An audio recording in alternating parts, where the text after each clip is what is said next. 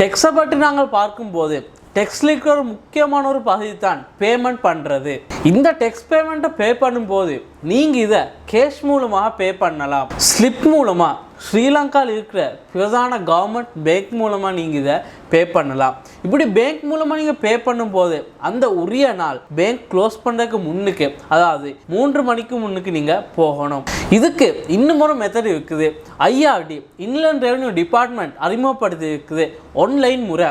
இதுக்கு நான் சொல்கிறேன் OTPP, online text payment platform. இதில் உங்களோட பேங்க் ஆப் மூலமாக கவர்மெண்ட் பேமெண்ட்க்கு போயிட்டு அதில் இன்லேண்ட் ரெவன்யூ டிபார்ட்மெண்ட்டை தெரிவு செய்யுது.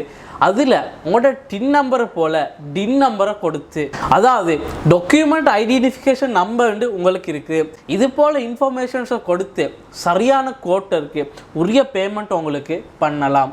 நீங்கள் இந்த பேமெண்ட்டை பண்ணும்போது டியூ டேட் அன்று நைட் 12 மணி வரைக்கும் உங்களுக்கு இந்த பேமெண்ட்டை பண்ணலாம்.